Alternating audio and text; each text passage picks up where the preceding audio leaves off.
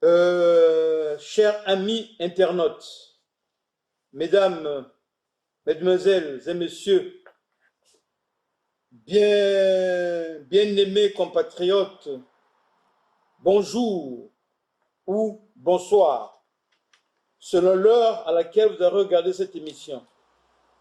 Nous sommes aujourd'hui samedi 16 septembre 2023 et à ma montre, il est 15h25, heure de Paris, soit 14h25, heure de Brazzaville. Pourquoi nous nous retrouvons ici? Après une année brillante, le média, votre média Afrique TV, a fait du beau travail avec l'émission Une heure pour convaincre. Comme il est d'habitude, avec la nouvelle année, Afrique pense innover. En innovant, le média met sur l'échiquier de la communication une autre émission intitulée On refait l'actu. Et pour la première édition de cette émission, nous avons pensé faire une collaboration entre Afriquili et la plateforme IC Presse. Pour Afriquili, vous aurez une pointure de la communication, Monsieur Espérance Keto Kodia, qui viendra en seconde position. Et moi, pour l'IC Presse, Jean-Richard Amédée Samba Diankoumbi, deuxième du nom. Aujourd'hui, je vais intervenir comme étant un communicant. Et nous avons eu le plaisir ou l'amabilité d'inviter à cette première édition une pointure. Un homme dont on ne présente plus, tant qu'il a fait parler de lui et de son potentiel sur la place de Brazzaville et sur la place de Paris. J'ai nommé Maître Amédée Bernard Gonga. Celui-là qui se prend pour... il saura. Enfin, il est compté parmi les cracks de la République qui se retrouvent à l'étranger. Mais nous avons mené des investigations sur son parcours. Nous n'allons pas voir d'où il est parti, mais nous savons que depuis un certain temps, il était au barreau de Brazzaville. Et après avoir eu des démêlés avec la gouvernance du pays, il est revenu en France. Et en revenant en France, il a tâté le terrain. En tâtant le terrain, il a compris qu'il y avait du potentiel dans le combat de l'alternance de gouvernance de notre pays, mais qu'il y avait aussi des manquements. Il pensait que la justice n'était pas bien comprise. Et c'est pour ça qu'avec des amis, il a eu à lancer la création d'une association qui s'appelle ARCI.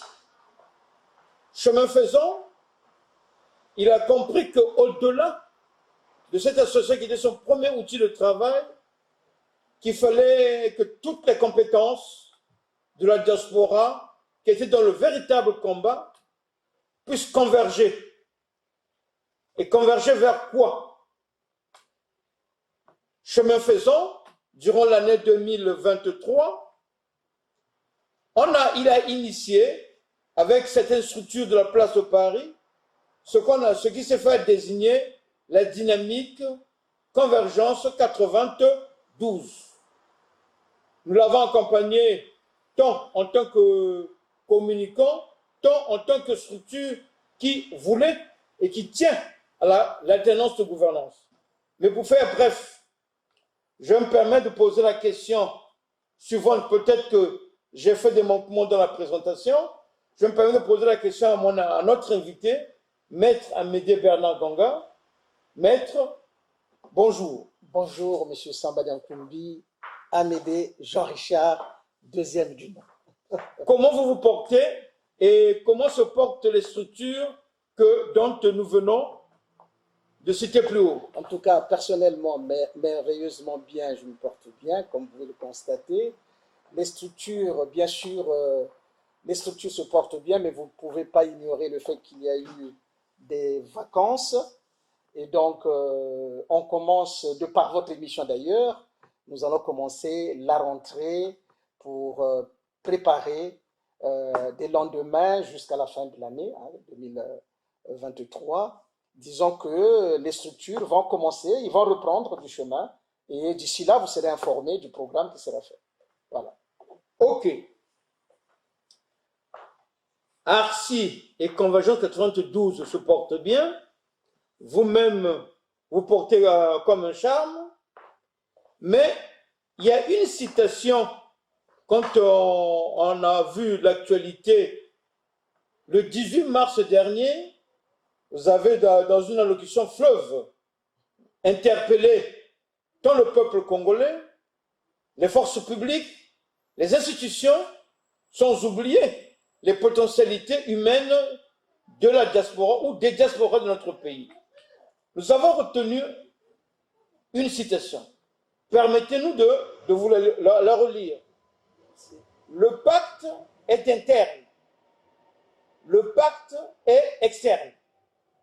L'assassinat de Marie Ngouabi, du cardinal et de Massamba Deba est le foyer du pacte qui a enseveli le Congo jusqu'à aujourd'hui. Mais aujourd'hui, c'est la date anniversaire. C'est la date où ces esprits se sont levés pour se libérer. Aujourd'hui, c'est la libération de ces esprits qui vont se battre puisqu'ils veulent justice. Est-ce que cette citation-là, vous vous rappelez, ça vous rappelle quelque chose? Oui, monsieur. D'introduction. Monsieur Sambade Nkoumbi, merci beaucoup. Effectivement, ça me donne froid au dos, je dirais, parce que finalement, lorsque je l'entends de votre bouche, alors que je l'avais énoncé le 18 mars, eh bien, ça me fait remonter à la surface tout ce que vous venez de dire, c'est-à-dire finalement l'un des plus grands crimes, aujourd'hui non élucidé, mais que par notre combat et notre voix, nous avons été amenés à faire ressurgir ces questions-là et ces assassinats qui pendant longtemps ont pratiquement été ensevelis et je dirais même ont été considérés comme des faits divers. Et donc aujourd'hui, nous constatons d'ailleurs, il n'y a pas très longtemps, que l'affaire Anga qui est passée il n'y a pas très longtemps sur les médias, on constate que l'affaire de l'assassinat de Marie Ngouabi remonte à la surface. Ce qui montre bien finalement que nous n'avions pas eu tort lorsque nous avons dit que finalement l'assassinat du président de la République, donc le président Marie Ngouabi, et tous les assassinats qui ont suivi sont au cœur des difficultés que connaît aujourd'hui le Congo. Alors, je crois que ce que vous voudrez savoir, c'est a-t-il été possible de constater qu'il y a un pacte interne ou un pacte externe? Nous allons aller pragmatiquement. Le but d'abord était parce que nous, ici, nous sommes des communicants. Tout à fait. Nous vous avons suivi. Est-ce que vous reconnaissez que ces paroles viennent de vous? Oui, tout à fait, tout à fait. Ok. Quand vous parlez du caractère du pacte, le caractère externe du pacte, donc quelque part, ça fait allusion à l'ancienne puissance coloniale et ça doit faire allusion également au concept de multinationale. Or, depuis près de 5 ans, pour ne pas dire plus, l'actualité mondiale ou la gouvernance mondiale connaît un Big Bang. Nous avons eu la pandémie, la Covid. Nous croyons que ça allait passer. Mais après, il y a eu l'invasion de la Russie contre l'Ukraine. Et encore, on se disait, écoute, bon, ça va se tasser. Mais pouf, ce Big Bang qui était sur le territoire extérieur est arrivé pratiquement dans aux portes de la France et ça a fait un rebond du côté de l'Afrique, surtout les pays anciennement colonisés par la France. Nous citerons le cas du Mali, nous citerons le cas je crois, du Burkina, de la Guinée, et pas plus tard le Niger qui est encore d'actualité au jour d'aujourd'hui, sans oublier que ça a chuté en Afrique centrale et aux côtés de notre beau pays, le Congo, donc au Gabon. Tout à fait. Mais, et quand on voit tout ça, on se pose la question. Maintenant, pour finir, pour chuter plutôt, nous parlerons même des secousses qu'il y a du côté du Togo. Tout à fait. Et là, ce matin, je crois qu'on a appris que le panafricanisme Kémy Séba a été arrêté quelque part dans un pays africain. Au Bénin.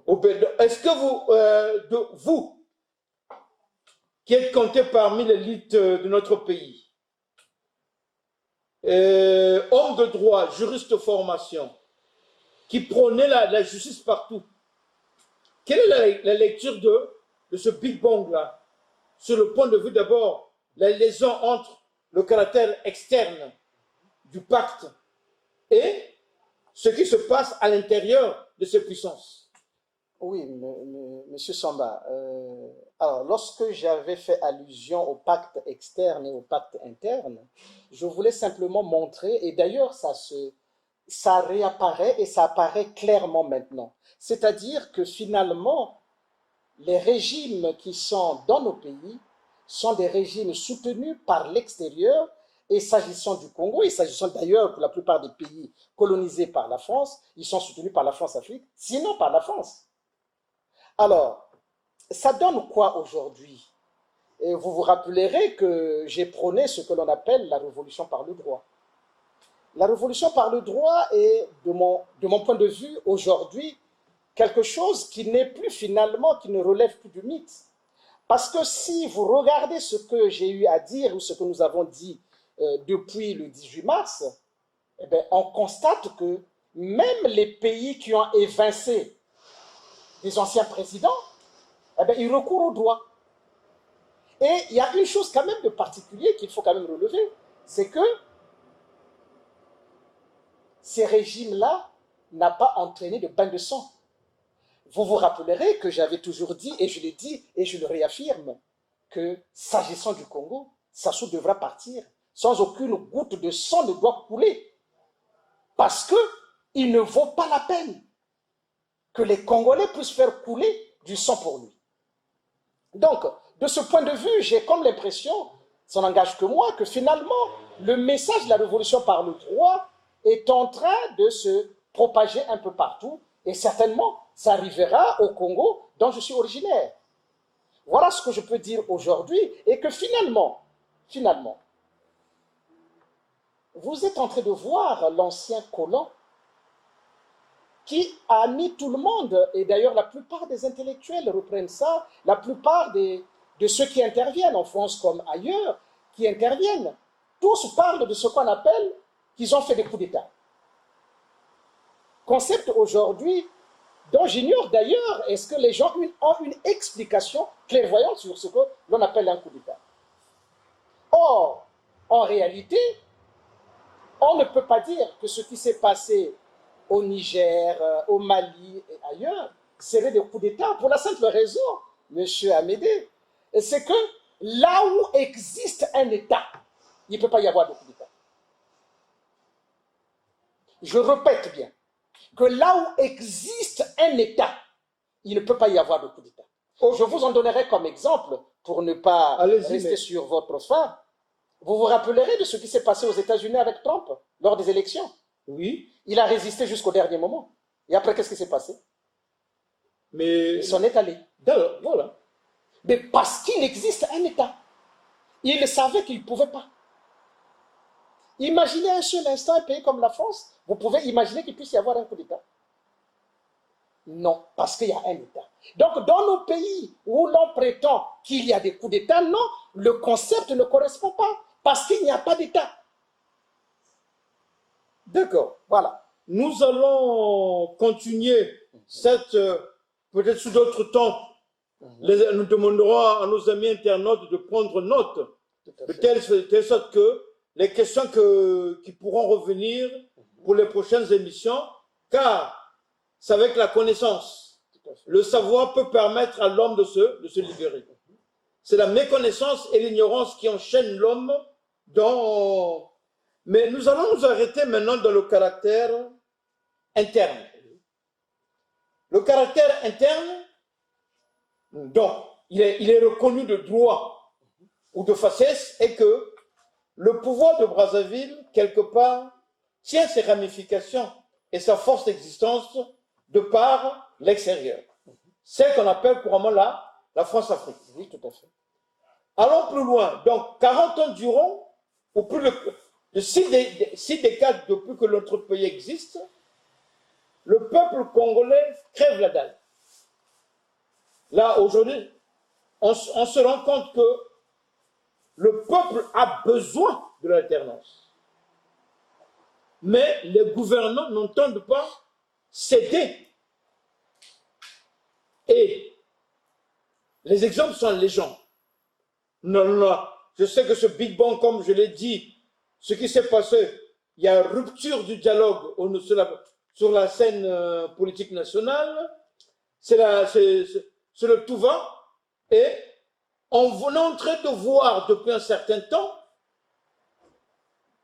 nous allons essayer de voir les conséquences directes, certes on ne peut pas les décider, sur les derniers mois, en ce qui concerne l'État du Congo.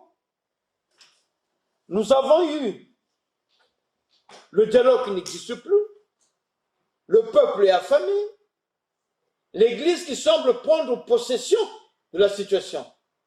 Parce que nous avons vu finalement, il y a eu la procession mariale du côté de Brazzaville. Il y a eu le mois d'août qui est passé avec la commémoration de divers événements. Et l'actualité est encore par rapport à cette fameuse cession des terres congolaises avec le Rwanda. Vous qui vous dites champion de la loi, qu'en face de vous, il y a le champion du crime. Mais dans tout ça, quelle est la lecture que vous pouvez donner au peuple congolais? Bon, Monsieur Samba, merci de la question. Mais je pense que la chose est très simple. Rappelez-vous que, et je vais faire le lien avec ce que je venais de dire, que qu'est-ce qui se passe lorsque le crime arrive au sommet du pouvoir? Toute la problématique du Congo et des autres pays africains d'ailleurs, et je reviendrai pour expliquer ce que c'est que comment est-ce que la révolution par le droit peut articuler tout ça. S'agissant du Congo, qu'il s'agisse de la question des terres, qu'il s'agisse de tous les mots que vous avez cités tout à l'heure. Mais la réponse est simple, M. Samba. La réponse est simple. Pourquoi? Lorsque vous avez à la tête d'un pouvoir des personnalités illégitimes, illégales, des criminels, ne vous attendez pas que ceux-ci vous fassent des actes qui soient des actes bienséants à l'endroit aussi bien du pays que du peuple. Ce qui reste à faire, et c'est vraiment un appel que nous ferons tous, c'est que nous devons, nous qui avions mis en place ces structures que vous connaissez, que vous avez citées, qu'il s'agisse de la Convergence 92, qui fait la promotion du retour à l'ordre constitutionnel 92, qu'il s'agisse de ARCI, qu'il s'agisse de Vérité, rien que la vérité, qu'il s'agisse de Simoni Mayela, nous devons faire en sorte que le peuple, c'est-à-dire que si le peuple veut s'en sortir, il doit nous aider à l'aider. Donc, en un mot, vous dites que celui qui a le dernier mot, ce n'est pas nous, l'élite, mais c'est plutôt le peuple donc, qui s'est fait spolier de son pouvoir par un régime qui est criminel. Exactement. Donc, aidez-nous à vous aider. Donc, si le peuple veut, eh bien, la seule chose qui reste à faire, c'est qu'il ne se taise plus. Comme je l'avais dit et je le répète, M. Sassou a peur du peuple, pour la simple raison que M. Sassou a peur de la loi. Donc voilà, et si le peuple ne s'y engage pas, eh bien, le criminel à la tête de l'État, ou à la tête donc de ce pouvoir-là, on continuera à faire ce qu'il fait. Or, il se trouve que celui-ci, en réalité, a peur. Donc, il appartient au peuple de prendre ses responsabilités. Et je pense que nous avons pris nos responsabilités. Parce que nous avons indiqué, on continue à le dire, le pouvoir de M. Sassou, c'est le pouvoir de la France-Afrique. Et c'est ce que je voulais expliquer dans ce qu'on appelle aujourd'hui les coups d'État ou la reconnaissance de l'État, notamment avec la question du Niger. En réalité, lorsque nous avons été décolonisés, ce que la France a fait, il n'a fait que transférer le pouvoir et a retenu l'institution la plus importante qui est l'État.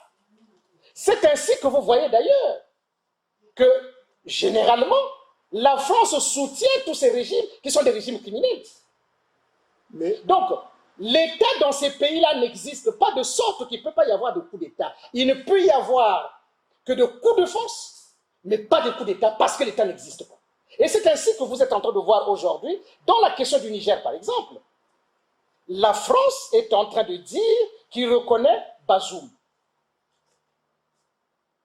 Mais s'il dit qu'il reconnaît Bazoum, en fait, il le reconnaît en tant que pouvoir, pas en tant qu'État. Or, en droit international, le seul sujet qu'on reconnaît, c'est l'État. Or, il se trouve que la France ne reconnaît pas que ces États, ces ex-colonies, sont des États. Ce ne sont que des pouvoirs. Voilà pourquoi il peut se dire, j'accepte tel pouvoir et je rejette tel autre pouvoir. Et c'est tout le problème d'aujourd'hui. Et donc, vouloir accepter et vouloir dire qu'il se passe des coups d'État, non, il n'y a pas de coup d'État dans ce pays-là, puisqu'il n'y a pas d'État. D'accord? Il y a simplement des coups de force parce que les gens arrivent au pouvoir par la force. Et vous verrez bien que, qu'il s'agisse de la France, qu'il s'agisse de qui que ce soit, ils vous parlent toujours. La junte au Gabon, au Mali, la junte a pris le pouvoir. Bon, il ne dit jamais que la junte a pris l'État. Donc, voilà. à notre connaissance, tout ça c'est bien. Mais pour le peuple congolais, le peuple lambda, oui, vous allez me permettre, je vais vous donner une citation. Au sorti de la procession mariale initiée par le clergé du Congo, je crois qu'au mois d'août passé, vous avez vu qu'il y a eu tant le peuple de toute confession chrétienne, confondue, catholique, évangélique protestant, musulman, tout le monde est sorti. Et on sent ce besoin. Pour une rare fois, l'Église a réussi là où les politiques n'ont pas pu. Parce que il y a une partie qui est venue de Brazzaville Nord, avec à sa tête le Monseigneur Bienvenu. À ses côtés, d'après ce que nous avons appris, il y a eu la ministre Arlette Nono-Soudan. Et du côté de Brazzaville Sud, il y a eu Monseigneur Ngassono, je crois, qui est vice-président de ce conseil épiscopal. On voit bien qu'il y a un message qui était à l'intérieur. Mais le peuple qui a répondu massivement, voici ce que le peuple dit. Nous avons besoin. Mais notre élite, sur laquelle nous comptons, ne semble pas prendre la mesure de la situation. Et cette élite-là, sur le plan national, a perdu les pédales. Elle semble compter sur l'élite qui est à l'extérieur. Maintenant, dans ce micmac, est-ce que vous ne voyez pas qu'on se retrouve stationnaire alors que le temps est en train de semble jouer en la défaveur du peuple? Parce que le peuple a répondu, même en disant que nous, on n'en a plus besoin de cette mascarade. Il y a plusieurs faits sociaux qui l'indiquent. S'il vous plaît, maître. Oui, M. Samba. Alors, je vais essayer de décortiquer ce que vous voulez dire. S'agissant du Congo, les questions ne sont pas si simples que ça, parce que, et vous le savez, je vous l'avais dit, qu'il y a ce que l'on appelle le pacte interne. Ce pacte interne, c'est le pacte à partir duquel les crimes qui ont été commis ont été lavés par une forme de contrepartie que Sassou donne à tous les membres des clans du Nord et une partie peut-être même du Sud. Ce qui les amène à ne pas bouger. Et ça, c'est important. C'est-à-dire avoir à la tête un criminel de l'espèce de Sassou et vouloir s'acoquiner, quitte à être même au gouvernement d'un tel criminel, si effectivement il y a des pseudo-intellectuels qui se retrouvent là-dedans, c'est pour vous dire que finalement, toutes ces personnes-là ignorent, ou ils font semblant d'ignorer. Mais en réalité, ils le savent. Mais aujourd'hui, M. Samba, nous avons mis en place des structures. Nous sommes parmi ceux qui, rappelez-vous, et je le répète parce que c'est important, j'ai été au Congo où j'ai affronté ce monsieur et je n'ai pas honte, je n'ai pas peur de vous dire que si au Congo il y a des élites, je suis l'un de ceux qui connaissent ça. Je dirais même le seul. Parce que je l'ai affronté et je l'ai vaincu. Et je l'ai déjà dit à maintes reprises. Le peuple veut quoi? Vous voulez quoi? Vous voulez un Messie qui viendrait du ciel pour vous dire que c'est lui qu'il faut? Alors que je dis que je suis rentré au cœur de la centrale nucléaire du système criminel de Sassou. Et comme je le répète, je n'ai pas été atteint par la radioactivité de la corruption. Vous voulez qu'on vous dise quoi? Mais non, maître. On a mis en place Convergence 92. Parce que, finalement, regardez ce qui se passe. La France est en train de dire que Bazoum a été évincé illégalement. Soit, même si c'était vrai. Et qu'est-ce qui s'est passé pour les Souba? Je vous dirai encore, c'est pire. Monsieur Amédée, c'est pire que ce qui est arrivé à Bazoum. Parce que monsieur Sassou, dans la partie nord, a commis des crimes. Et il n'a pas voulu répondre de ces crimes. Et la France est venue soutenir quelqu'un qui a commis des crimes de droit commun au lieu de répondre, il s'est en pris aux institutions de la République. Vous voulez que je vous dise les choses comment? Mais non, mais... Parce qu'à ce jour, excuse-moi, monsieur Amédée, parce que là, malheureusement, pour toi, lorsque ça arrive à ce thème-là, vous comprenez que je m'élève. Parce que les crimes qui ont été commis, ce sont des crimes contre les institutions. Et vous ne pouvez pas dire au Congo, en 97, c'était un coup d'État. Et c'est ça que je n'accepte pas. Parce que lorsque vous dites que c'était un coup d'État, mais les crimes qui sont commis lors de ce coup d'État, quel est le sort de ces crimes? Bon, maître... excusez-moi. D'accord. Excusez-moi, mais nous allons avoir une question de temps parce qu'on a encore trois autres questions. Oui. Pour ne pas abuser des internautes. Hein. Permettez-moi. Lorsque l'affaire Marien Ngouabi arrive, il y a d'abord un crime. Et comment on fait passer ce crime en coup d'État? Lorsque, au Burkina Faso, Compaoré assassine Thomas Sankara, comment vous êtes amené à dire cela que c'est un coup d'État? Un coup d'État par rapport à quoi?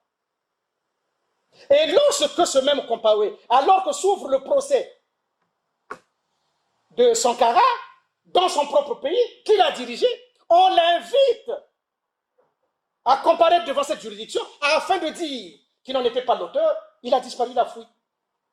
Et c'est la même chose pour l'affaire Marien Ngouabi. Sassou fuit le procès Marien Ngouabi, mais qu'il ne s'embarrasse pas, il sera arrêté et il comparaîtra pour cet assassinat. Et donc, monsieur Amédée, s'il vous plaît, par rapport à tous ceux qui disent « Ah, il y a eu un coup d'État au Mali », non, il n'y a pas eu de coup d'État, il y a eu un coup de force. Parce que, coup de force, pourquoi? Et je reviens encore là-dessus. Imaginez un seul instant, pour ne prendre que le cas du Gabon, 56 ans, lorsque le crime est arrivé à ce point. Que voulez-vous qu'on fasse? Est-ce que ce n'est pas du rôle de la force publique d'arrêter ces criminels? Mais, maître, et c'est ça le problème aujourd'hui sur l'Afrique, que la France veut ignorer, c'est que ces pouvoirs-là sont des pouvoirs criminels. Et n'ayant pas l'État, ces pouvoirs perdus, sous le soutien de qui? De la France. Cela, maître, vous l'avez détaillé, Oui. Et je sais, et le jeu et votre parcours dans ce sens. Mais pour nous, communicants, nous nous arrêtons sur le concept, les retributs du pacte, du caractère interne de ce pacte. Quand vous dites que l'élite manque de voix, parce qu'il y a ce que on sait, la rétribution pour donner par le néron africain, qu'on le voit partout, même là au Gabon, les gens sont en train de dire, pas plus tard que même les gars du PDG disaient qu'il fallait qu'ils reconnaissent leur tort. Mais parce que là, il y a eu un problème de rapport de force. Mais maintenant, dites-nous, ou dites au peuple congolais, que parce que leur position, ils ne savent pas, ou le peuple n'arrive pas à comprendre comment arriver à détailler ou à dénuder le caractère interne de ce pacte. Parce que c'est là où maintenant se trouve le véritable problème. Ben, la réponse est simple, monsieur Samba. Qu'on me dise que dans toutes les communautés, est-ce que le crime est une valeur ou c'est un vice? Parce que Sassou n'est qu'un criminel. Moi, je veux que tout le monde le sache. Mais maintenant que chacun prenne sa position en fonction de ce que Sassou est un criminel. Vous faites quoi? Vous êtes du côté du crime ou vous êtes du côté de la loi? Donc, que le peuple ne désespère pas parce que il y a des cadres, il y a des combattants, il y a des gens qui se battent pour eux et il ne s'agit pas simplement de laisser quelques individus se battre pour eux, mais eux-mêmes doivent aussi, si tu veux, le peuple doit s'y mettre pour que demain, la victoire ne soit pas la victoire de quelques individus, mais que ce soit la victoire du peuple, comme on l'a vu d'ailleurs au Gabon, et comme on le voit au Niger, comme on le voit au Mali. Donc voilà, aujourd'hui, Monsieur Samba Nkoumbi, moi je pense que le peuple aujourd'hui a été jusque-là trahi, soi-disant, par des leaders, mais maintenant nous, à la Convergence 92, à Ansi, la vérité que rien que la vérité, nous disons que nous ne trahirons pas ce combat. Si nous devons être trahis, on sera trahi par le peuple. Voilà, peuple congolais, je crois que le débat, il est houleux. Il y a de quoi mordre, il y a de quoi bouffer. Mais, vous n'allez pas me permettre, parce qu'aujourd'hui, je joue le rôle de communicant. Je vais juste rappeler à Maître, il y a une maman du côté de Talangaï qui a même demandé que Bayako ou Kanganga. Bayako Bomanga. Donc c'est sûr que ce peuple est en train de, la mayonnaise est en train de prendre. Il faut juste encore appuyer et réappuyer. Maintenant, d'après vous, une dernière question sur cette question-là. Quelles sont les voies ou les possibilités d'influence le cas du Gabon en République du Congo? Oui, c'est un bon exemple simplement pour dire que, alors, et là c'est notre jouissance, j'allais dire, nous nous réjouissons de ça parce que les coups d'État les coups de force sont en train de se faire sans bain de sang. Et donc, on le répète et on le répétera jamais assez, c'est que lorsque le crime a inféodé le pouvoir, il est du rôle de la force publique de l'arrêter.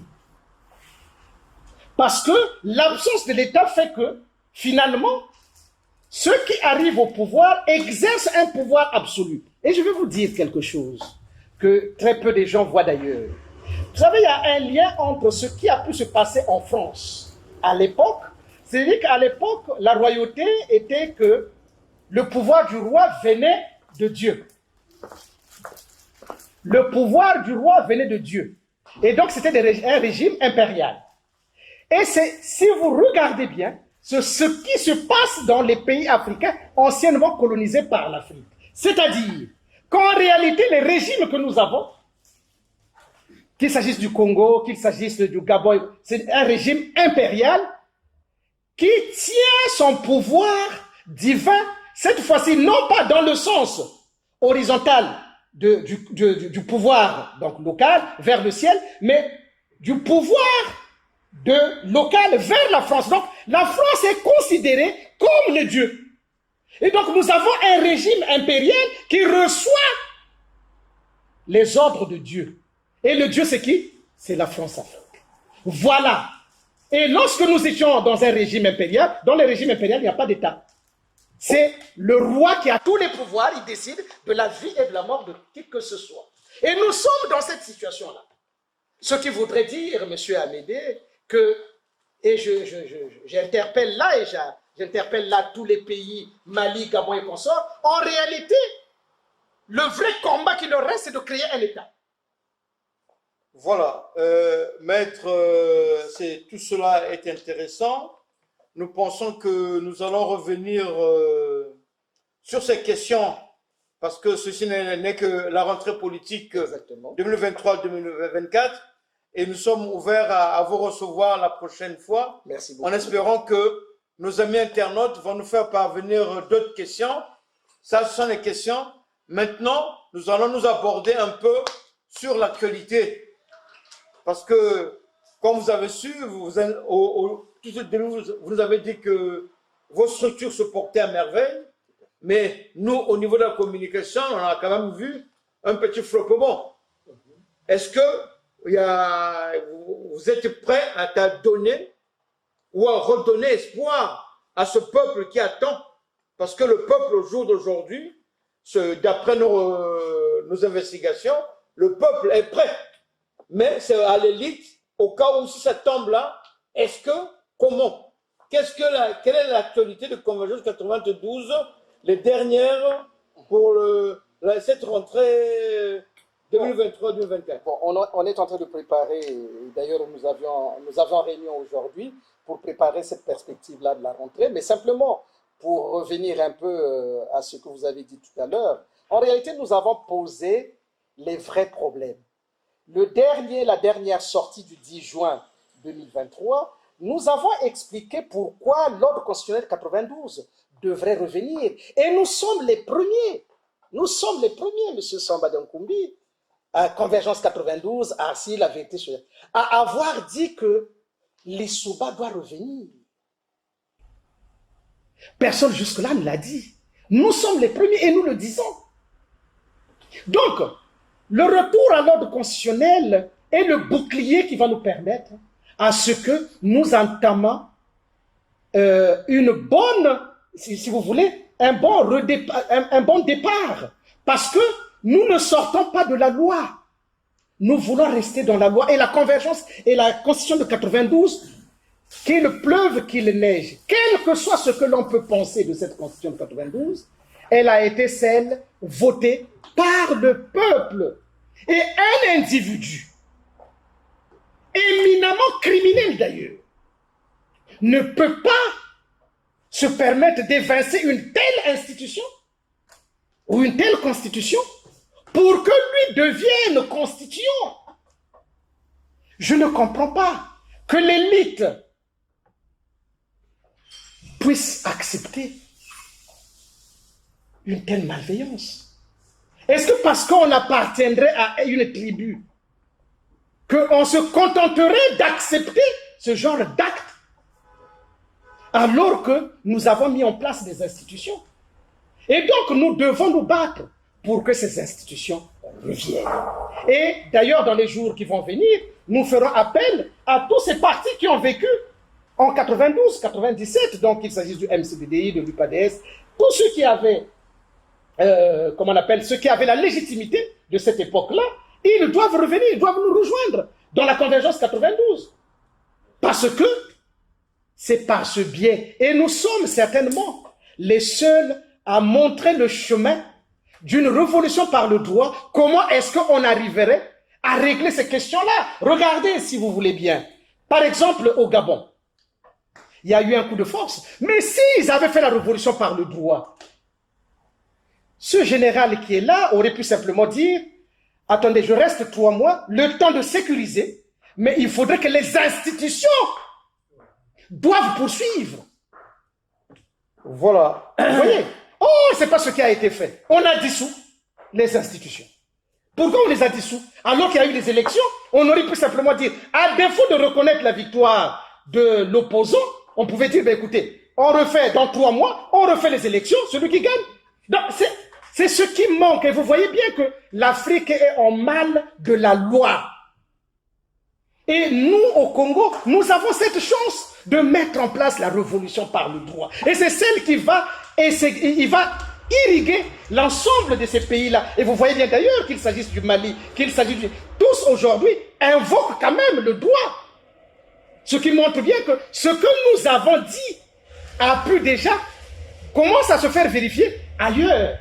Donc, nous n'avons pas tort. Et le peuple congolais doit s'en réjouir que demain ou après-demain, et M. Sassou le sait, il sait aujourd'hui que même la France n'est pas capable de répondre à tout ce que nous disons. Parce que M. Sassou, s'il ne répond pas à Convergence 92, ce n'est pas parce qu'il ne sait pas répondre, mais c'est parce que la France-Afrique ne lui a pas encore donné les éléments de réponse par rapport à ce que nous disons. Or, nous sommes sur le terrain de la loi. Et même la France ne peut rien. Si Sassou était un criminel, la France ne peut rien, sinon soutenir simplement un criminel. Mais aujourd'hui, les choses sont en train de basculer. Où la France se décolonise, de sorte qu'il ne doit plus accepter les pouvoirs criminels et que les peuples doivent être libérés. Où la France va rentrer en affrontement avec tous ces pays-là. Le pacte qu'il y a, le pacte interne et le pacte externe. L'assassinat de Marien Goff, du cardinal et de Massamba Deba est le foyer du pacte qui a enseveli le Congo jusqu'à aujourd'hui. Mais aujourd'hui, c'est la date anniversaire, c'est la date où ces esprits-là se sont levés pour se libérer. Aujourd'hui, c'est la libération de ces esprits qui vont se battre puisqu'ils veulent justice. Voilà, chers amis internautes, je crois que nous avons essayé de refaire l'actu comme l'a recommandé le maestro de la communication et l'audiovisuel, l'administrateur du média Afrikili, à qui je vais céder la place. Mais avant de céder la place, j'aimerais passer 2-3 annonces. La première, dont vous savez que le curseur de la vie active, positive de l'identité congolaise a basculé. L'élite intellectuelle se retrouve une bonne partie à l'étranger et il nous manque de visibilité. Mais dans ce média ou dans cette émission, nous avons pris pour axe faire référencer l'identité congolaise des années 50 et 60, redonner la flamme de cette identité. Et pour cela, nous sommes prêts à rencontrer les opérateurs économiques pour faire passer les bonnes annonces au cours de nos émissions, pour renforcer leur stratégie de marketing et leur visibilité. Et pour finir, à ce jour, nous allons faire un petit clin d'œil à une potentialité de l'édition. Nous citerons les éditions Paris, qui est dirigée ou managée par Mawa Kiese, qui publie beaucoup d'ouvrages. Et je crois qu'il nous revient à nous, Congolais, d'accompagner ce genre d'initiative pour acquérir ces livres parce que la connaissance enrichit l'homme. Et parmi les livres qu'il a édités, nous vous présentons 2 livres sur la route du Lemba. Et le second, Lubambu, ou l'ivresse de la mémoire. Ce sont des 2 ouvrages écrits par Gabriel Kinsa, une notabilité du monde de la culture et du monde de la forêt et de la savane. Quand même, c'est quelqu'un qu'on ne présente plus. Et nous croyons que ces livres ou ces ouvrages peuvent servir tant à nous-mêmes qu'à d'autres générations, car le savoir est une fierté. On se rappellera de Jean Malonga avec la légende de Mfumama Zone. Maître Amédée Nganga, on est terminé, mais il y a une question qui me taraude l'esprit. Après avoir écouté attentivement ce que vous avez essayé de dire, vous êtes poignant, vous êtes dur avec le pouvoir en place, chose effectivement que ça peut être, je dirais, supporté, on peut comprendre ça, votre façon de voir les choses. Vous avez le souci du peuple congolais, vous pensez au peuple congolais, je pourrais dire que vous dormez, vous rêvez, vous pensez à ce peuple. Est-ce que vous pensez également, lorsque vous rasez, que vous êtes le Messie, vous allez sauver ce pays? C'est vous le Messie? C'est vous qui, franchement, c'est vous le Messie? Très très bonne question. Non, je ne suis pas le Messie et je ne prétends pas l'être. Simplement, je pense que je peux montrer le chemin par lequel le peuple peut passer. Le chemin. Juste le chemin. Le chemin où le peuple va aller se faire tuer ou le chemin où le peuple va Non, par lequel il va passer pour gravir la montagne et enfin aller voir au sommet de la montagne ce que c'est que la liberté. Maître Amédée Nganga, merci. Merci.